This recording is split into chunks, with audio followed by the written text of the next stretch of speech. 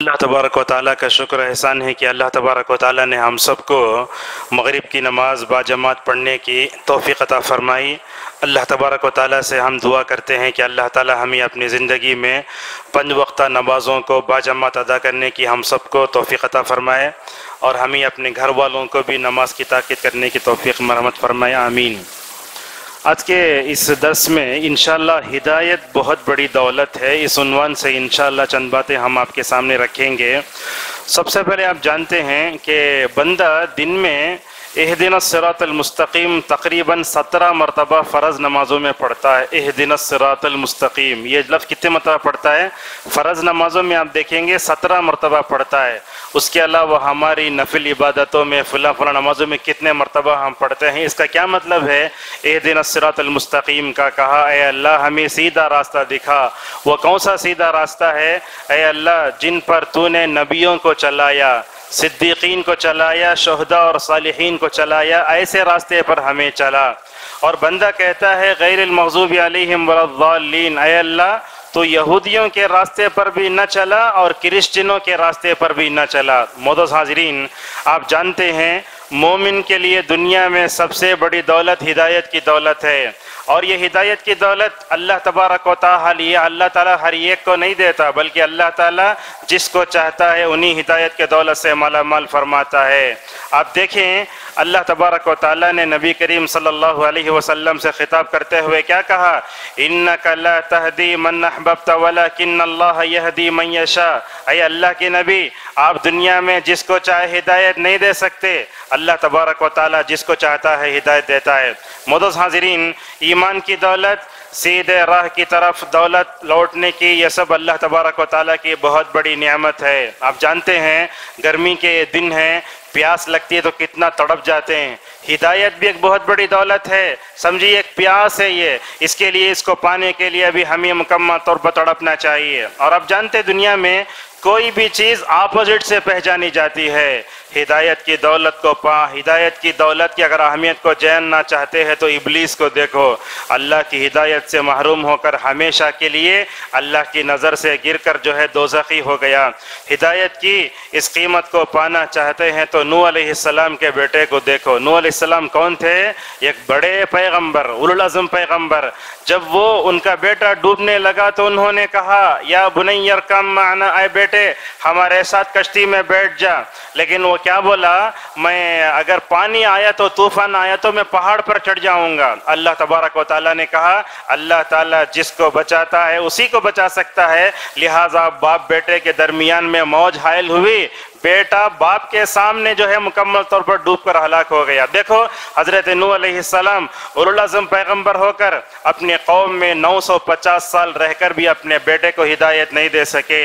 اسی طریقے سے معزز حاضرین، ہدایت کی اس دولت کو پانا چاہتے ہو تو کبھی نوح کے بیوی کی اللہ مثال دیتا ہے، کبھی اللہ تعالیٰ لوط کی بیوی کی مثال، دونوں نبی رہ کر اپنی بیویوں کو ہدایت نہیں دے سکے۔ اللہ تعالیٰ نے ان کا تذکرہ سورہ تحریم میں کرتے ہوئے فرمایا ضرب اللہ مثلا للذین کفروا امرأۃ نوح وامرأۃ لوط، کہا کہ اللہ تعالیٰ نے کافروں کے لیے نوح اور لوط کی بیویوں کی مثال دی، جو 2 نیک بندوں کی بیویاں تھیں مگر دونوں جہنم نصیب ہو گئیں۔ اسی طریقے سے اگر آپ ہدایت کی دولت کو دیکھنا چاہتے ہو تو فرعون کو دیکھو، جب وہ ڈوبنے لگا جبرائیل علیہ السلام وہاں آئے، غور سے سنیے پوائنٹ یہ، جب ڈوبنے لگا فرعون وہاں جبرائیل آئے تو اللہ کے نبی صلی اللہ علیہ وسلم نے جبرائیل سے پوچھا ہے جبرائیل جب فرعون ڈوب کر مر رہا تھا تم کیوں وہاں آئے؟ تو کیا کہتے ہیں جبرائیل اللہ کے نبی صلی اللہ علیہ وسلم سے، میں اس کے منہ میں مٹی گھسیڑ رہا تھا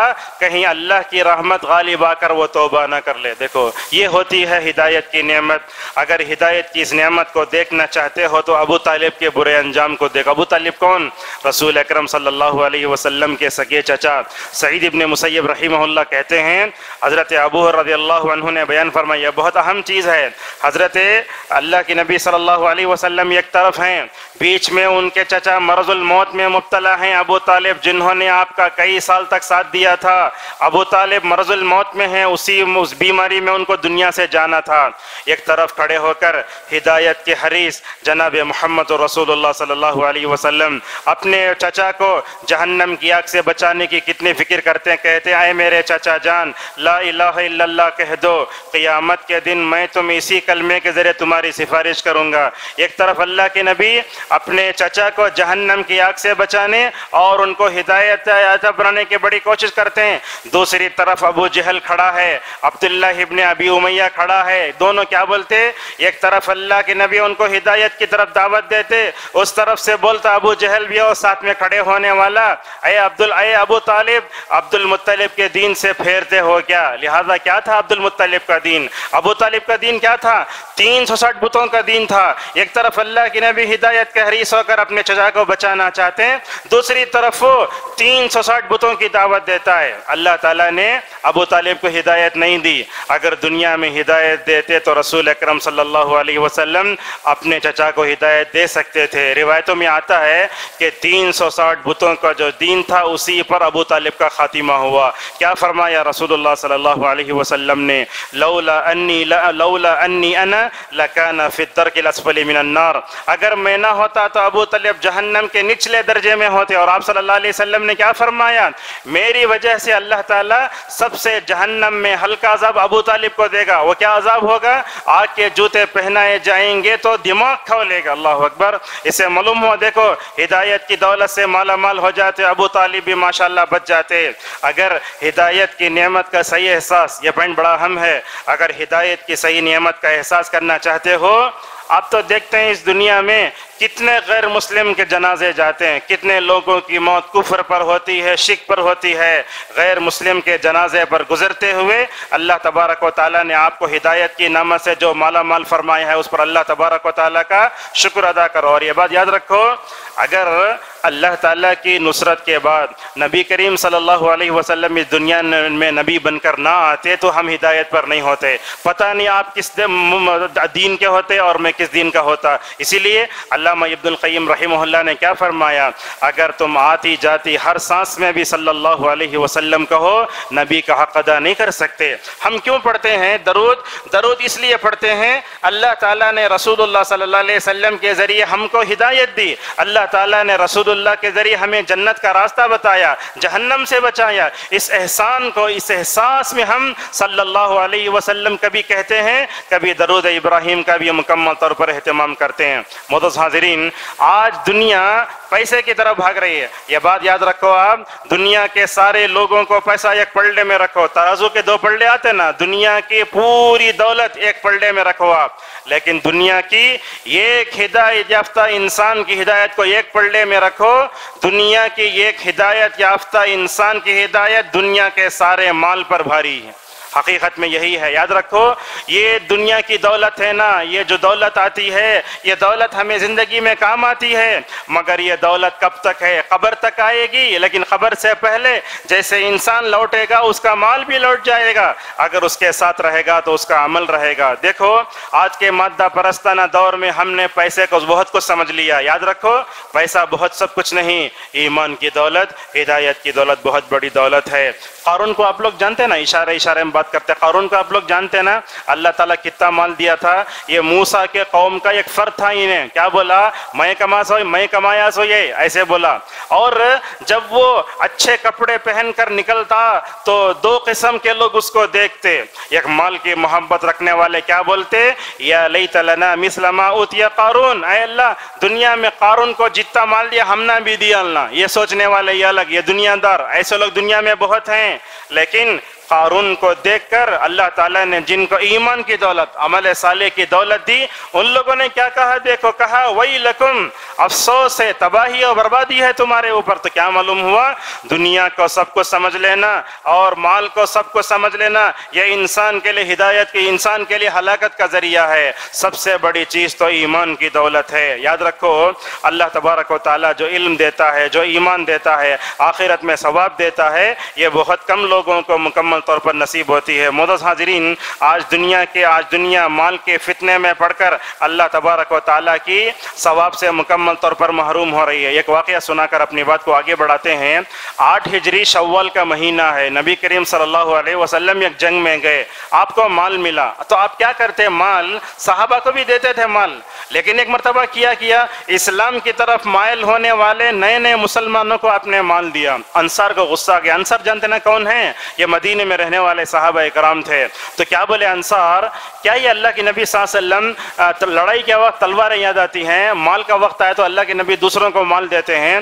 تو اس موقع پر اللہ کے نبی صلی اللہ علیہ وسلم کو معلوم ہوا انصار کو ہدایت کی دولت ایک معمولی دولت سمجھ گئے ہیں، مال کو سب کچھ سمجھ گئے ہیں، مال کی محبت آ گئی ہے۔ اللہ کے نبی صلی اللہ علیہ وسلم نے فرمایا جو انصار میرے اوپر غصہ ہوئے، بڑی بڑی داڑھی والے بزرگ صحابہ تھے، آپ نے فرمایا الگ جمع ہو جاؤ۔ اللہ کے نبی صلی اللہ علیہ وسلم ان کے پاس گئے اور جا کر کہنے لگے اے انصار کی جماعت، تم میرے اوپر غصہ ہوئے، میں نے مال تم کو نہیں دیا، تم میرے اوپر غصہ ہوئے کیا؟ اللہ کے نبی صلی اللہ علیہ وسلم نے ایک جملہ ارشاد فرمایا، کہا دیکھو اے انصار کی جماعت، تم گمراہ تھے، اللہ تعالیٰ نے میری طرف سے تم کو ہدایت دی۔ یہاں دیکھو مال کی دولت سب سے بڑی دولت نہیں ہے، اللہ کے نبی کے بعثت کے نتیجے میں جو ایمان کی دولت ہمیں ملی ہے وہ بہت بڑی دولت ملی ہے۔ اللہ کے نبی صلی اللہ علیہ وسلم سمجھاتے کہ آپ نے فرمایا تم لڑتے تھے، اللہ تعالیٰ نے میری وجہ سے تمہارے دلوں کو جوڑا، اور میرے بعثت کی وجہ سے اللہ تبارک و تعالیٰ نے تمہارے دلوں میں محبت ڈالی، اللہ نے تم کو ہدایت دی۔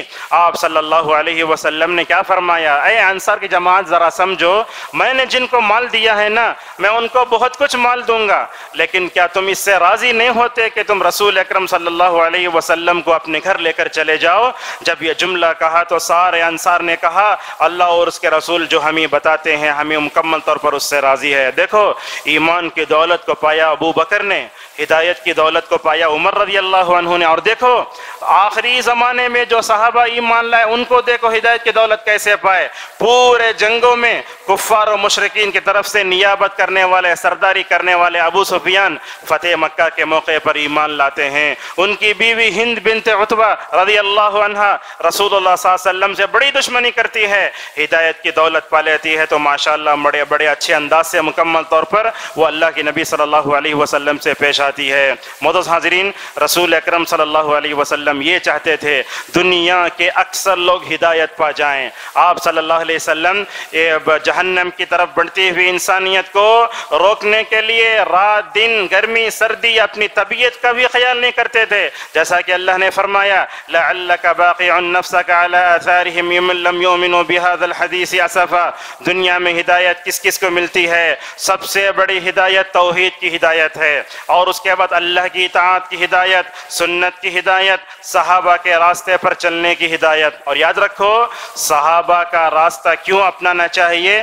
اس لیے کہ وہ رسول اللہ کے بعد دنیا میں سب سے زیادہ ہدایت یافتہ تھے، جیسا کہ اللہ کے نبی صلی اللہ علیہ وسلم نے فرمایا علیکم بسنتی و سنت الخلفاء الراشدین المہدیین من بعدی۔ اور یاد رکھو ہدایت کی یہ دولت بندے کو ماں کے پیٹ سے نکل کر قبر میں جانے تک بندہ اس کو جو ہے مکمل طور پر اس کا محتاج ہوتا ہے۔ آپ بتائیے بچہ بھی ہدایت کا طالب ہوتا ہے، اور عورت بھی ہدایت کی جو ہے طالب ہوتی ہے، بوڑھا بھی، بچہ بھی، کوئی بھی ماں کے پیٹ سے نکلنے سے لے کر قبر میں دفن ہونے تک بندے کو ہدایت کی مکمل طور پر توفیق ملتی ہے۔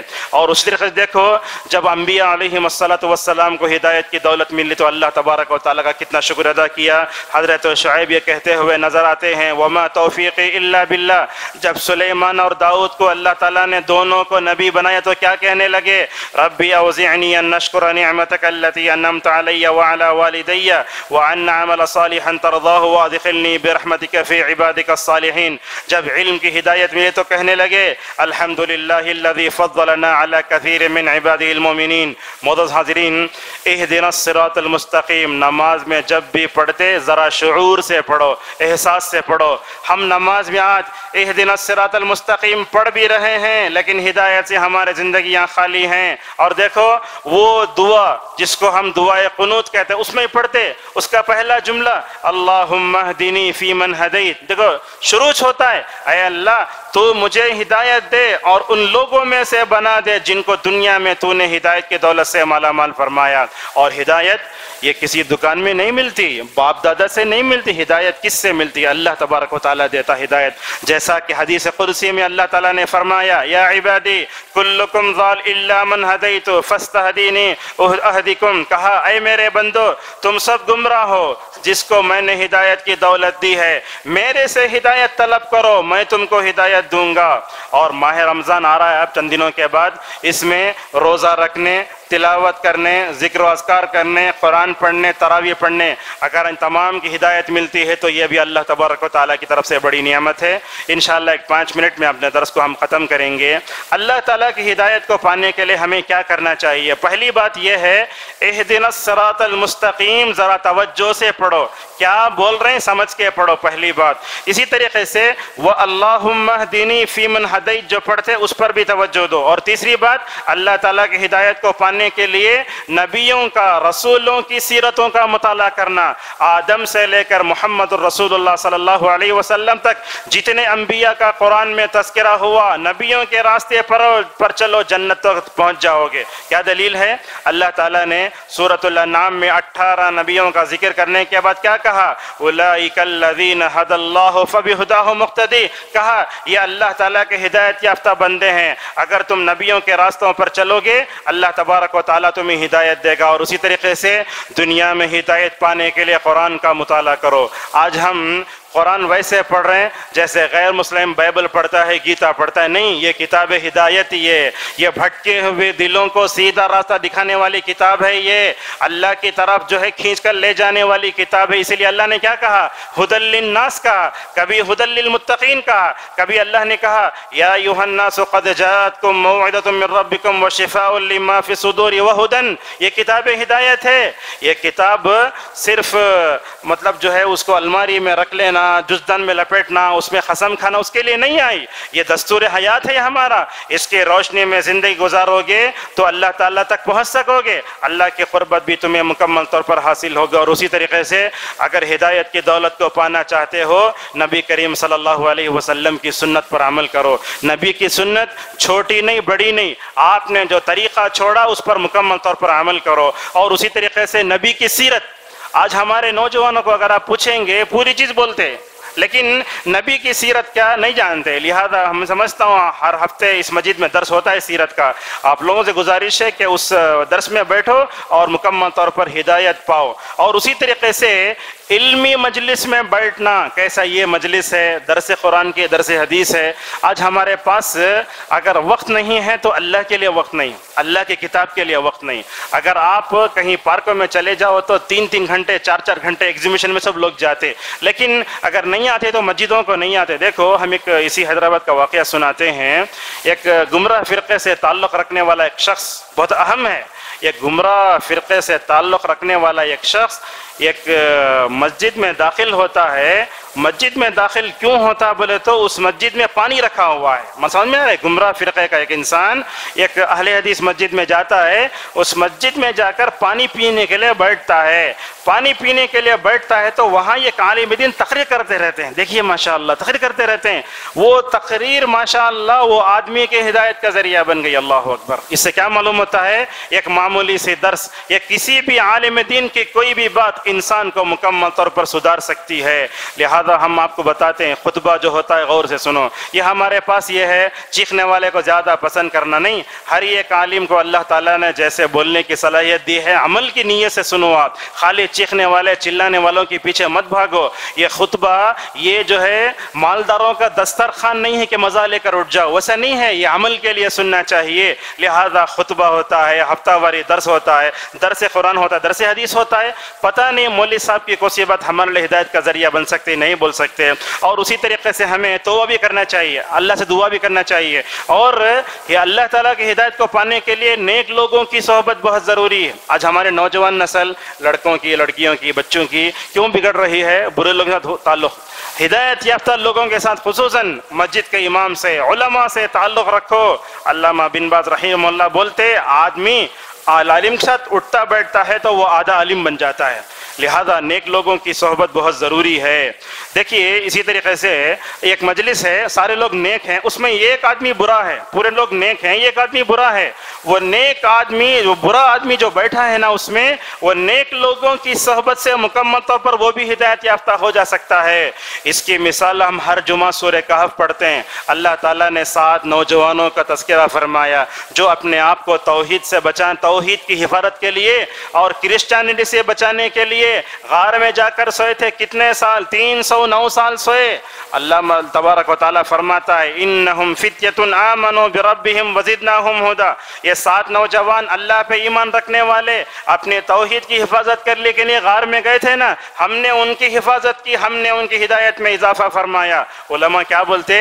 7 نوجوان تھے، وہ 7 نوجوانوں کا اثر ان کے ساتھ رہنے والے کتے پر بھی ماشاءاللہ ہوتا ہے۔ تو اس سے کیا معلوم ہوتا ہے؟ نیک لوگوں سے دوستی کرنے سے، علماء سے ملنے جلنے سے ہم مکمل طور پر ہدایت یافتہ بن سکتے ہیں۔ اور اسی طریقے سے آج کے درس کی آخری بات یہ ہے اللہ تعالیٰ کی ہدایت کو پانے کے لیے دعائیں کرنا۔ کتنی دعائیں ہم آپ کے سامنے پیش کریں گے۔ اللہ کے نبی صلی اللہ علیہ وسلم دعا کرتے اللہم انی اسألک الہدی والتقی والعفاف والغنی، اے اللہ میں تیرے سے ہدایت کا سوال کرتا ہوں۔ حضرت علی رضی اللہ عنہ دعا کرتے تھے اللہم اہدنی وسددنی، اے اللہ تو مجھے ہدایت دے اور میرے اندر پائے جانے والے غلطیوں کو دور فرما دے۔ اور یہ دعا بھی آئی ہے، اللہ کے نبی صلی اللہ علیہ وسلم کہتے وَاهْدِنَا وَيَسِّرِ الْهُدَى لَنَا، اے اللہ ہدایت دے، ہدایت کو تو میرے لیے آسان کر۔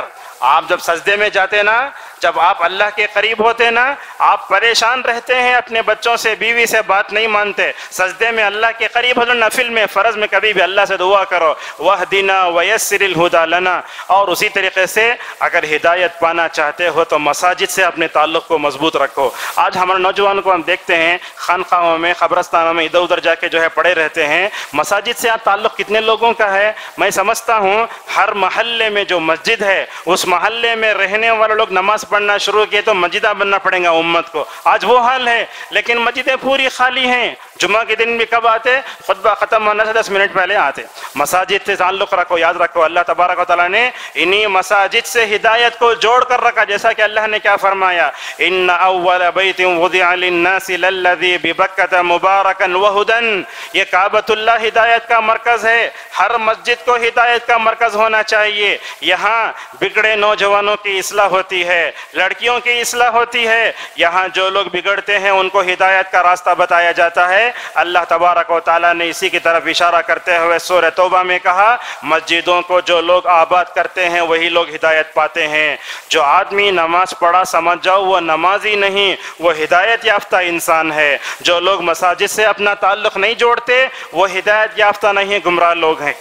آخری بات آج کے درس کی، ہدایت کو پانے کے لیے جہاں ہم ہدایت پر رہیں وہیں دوسروں کی ہدایت کے لیے بھی ہمیں دعا کا اہتمام کرنا چاہیے۔ رسول اکرم صلی اللہ علیہ وسلم نے قبیلہ دوس کے لیے دعا فرمائی تھی اللہم اہدی دوسا وأتی بہم، اے اللہ دوس قبیلے کے لوگوں کو ہدایت دیا اور ان کو میرے پاس لے کر آ۔ اللہ کی نبی دعا فرمائی نا، اور یہ قبیلہ طائف میں رہتا تھا۔ نبی کریم صلی اللہ علیہ وسلم کی دعا کیسے قبول ہوتی ہے دیکھو، یہی دوس کے قبیلے کے رہنے والے حضرت ابو ہریرہ رضی اللہ تعالی عنہ 7 ہجری میں خیبر کے موقع پر ایمان لے آتے ہیں۔ اسی طریقے سے ایک مرتبہ اور سے سنیے بات یہ، حضرت ابو ہریرہ رضی اللہ عنہ رسول اللہ صلی اللہ علیہ وسلم کے پاس دوڑتے ہوئے نظر آتے ہیں اور آنا کر اچانک رونا شروع کرتے ہیں ابو ہریرہ رضی اللہ عنہ۔ اللہ کے نبی صلی اللہ علیہ وسلم نے پوچھا اے ابو ہریرہ روتے کیوں ہو؟ تو کیا کہا ابو ہریرہ رضی اللہ عنہ نے، یا رسول اللہ ابھی میری ماں سے میری ملاقات ہوئی، تھوڑی دیر پہلے میری ماں نے میرے سامنے آپ کو گالیاں دی، آپ کے خلاف کہا، مجھے آپ کے خلاف سننا پسند نہیں ہے، میرا دامن 5000 حدیثوں سے بھرا ہوا ہے، میری ماں جہنم میں چلی جائے مجھے یہ پسند نہیں ہے۔ اور کیا کہا اس وقت ابو ہریرہ رضی اللہ تعالیٰ عنہ نے کہا، یا رسول اللہ ذرا میری ماں کی ہدایت کے لیے دعا کر دیجیے نا۔ اور دنیا میں نبی کریم صلی اللہ علیہ وسلم سے بڑھ کر کس کی دعا قبول ہو سکتی ہے؟ آپ صلی اللہ علیہ وسلم نے دعا فرمائی، کہا اللہم اہد ام ابی ہریرہ، اے اللہ ابو ہریرہ کی ماں کو ہی ہدایت دے دے تو۔ اتنا ہی ہوا، حضرت ابو ہریرہ کہتے ہیں نبی کریم صلی اللہ علیہ وسلم نے دعا فرمائی، میں نکلا جا کر اپنے گھر کو دیکھتا ہوں، میں نے گھر کا دروازہ مارا تو میری ماں اسلام لانے کے بعد نہا کر حمام سے نکل رہی ہیں اور کہہ رہی ہیں میں مسلمان ہو چکی ہوں۔ یا علماء کیا بولتے، ابو ہریرہ گھر پہنچنے سے پہلے اللہ کے نبی کی دعا ابو ہریرہ کے گھر کو پہنچ گئی۔ لہذا کیا معلوم ہوتا ہے، ہدایت کی دعا نبی کریم صلی اللہ علیہ وسلم نے فرمائی، اللہ تعالیٰ نے ابو ہریرہ کی ماں کو بھی ہدایت دی۔ اور اسی طریقے سے دیکھو نبی کریم صلی اللہ علیہ وسلم معاویہ رضی اللہ عنہ کو دعا دیتے ہیں۔ یہ معاویہ بڑی بہترین شخصیت ہیں۔ علامہ ابن تیمیہ رحمہ اللہ کہتے ہیں دنیا میں سب سے بہترین خلیفہ ابو بکر، دنیا میں سب سے بہترین بادشاہ معاویہ۔ شیعہ نے معاویہ کو گالی دے دے کر جو ہے بدنام کیا ان کو، یہی وہ معاویہ ہیں جو ماشاءاللہ فتح مکہ کے موقع پر ایمان لائے، نبی کریم صلی اللہ علیہ وسلم کی نسبتی برادر اور صالح اور کاتبین وحی میں سے، اور سب سے بہترین بادشاہ ان کو اللہ کے نبی صلی اللہ علیہ وسلم نے کیسے دعا دی، کیا کہا، اللہم اجعلہ ہادیا مہدیا وہد بہ، کہا اے اللہ تو اس کو ہدایت یافتہ بنا دے، کس کو، معاویہ کو، اور ہدایت یافتہ بنا کر ان کے ذریعے لوگوں کو ہدایت دے۔ ماشاءاللہ معاویہ رضی اللہ عنہ دنیا میں کتنے لوگوں کی ہدایت کا ذریعہ بنے۔ ایک ہیں حضرت جریر بن عبداللہ البجلی رضی اللہ عنہ، یہ نبی صلی اللہ علیہ وسلم کے پاس آ کر کہتے ہیں یا رسول اللہ جب بھی میں گھوڑے کی پیٹھ پر بیٹھتا ہوں نا میرا دل مارنے لگتا ہے، کیا کروں؟ آپ صلی اللہ علیہ وسلم نے جریر سے کہا جریر ذرا کپڑے ہٹاؤ۔ آپ صلی اللہ علیہ وسلم نے اپنا ریشم سے زیادہ نرم ہاتھ جریر بن عبداللہ البجلی کے سینے پر رکھا اور آپ صلی اللہ علیہ وسلم نے دعا فرمائی، اے اللہ اس کو ثابت قدم رکھ، اس کو ہدایت دینے والا بنا اور اس کے ذریعے مکمل طور پر لوگوں کو ہدایت دے۔ بہرحال موضوع بڑا اچھا ہے اور یہ معاشرے کے ہر طبقے کو اس کی ضرورت ہے۔ اگر ہدایت نہ ہو تو ہم دنیا میں جو ہے کامیاب نہیں ہو سکتے، قبر میں بھی کامیاب نہیں ہو سکتے، آخرت میں بھی کامیاب ہو نہیں سکتے۔ میں تو کہتا ہوں یہ ہم دن میں کتنے مرتبہ کھاتے پیتے ہیں اس سے زیادہ ہم کو ہدایت کی فکر کرنا چاہیے، اللہ کی توفیق کو مانگنا چاہیے۔ اگر ہدایت کی دولت کسی کو مل گئی ہے اللہ تبارک و تعالیٰ سے مکمل طور پر دعائیں کر۔ اور ایک بات بھی آپ کو بتا دیتے ہیں، کیا ہوتا ہے انسان پوری زندگی نیک رہتا لیکن مرنے سے 5 منٹ پہلے کیا تو بھی گندہ کام کر کو جہنم کا مستحق ہو جاتا انہیں، اللہ کی نبی نے ایسے فرمایا۔ لہذا صبح و شامی دعا کرو، اللہم یا مقلب القلوب ثبت قلبی علی دینک و یا مصرف القلوب صرف قلوبی علی طاعتک۔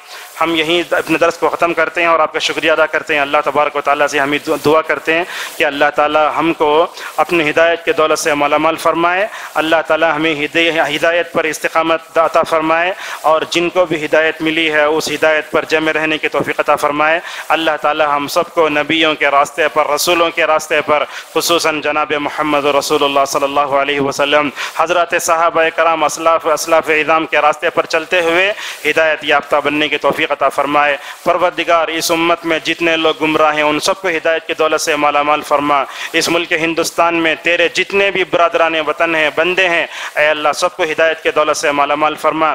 اے اللہ ہمیں دنیا میں بھی ثبات قدمی عطا فرما، قبر میں بھی سوالات کے وقت بھی ثبات قدمی عطا فرما، اور قیامت کے دن بھی ہمیں مکمل طور پر ثبات قدمی عطا فرما، اور خصوصاً پل صراط پر سے گزرتے ہوئے بھی اللہ تعالی ہمیں ثبات قدمی کی دولت سے مالا مال فرمائے۔ آمین۔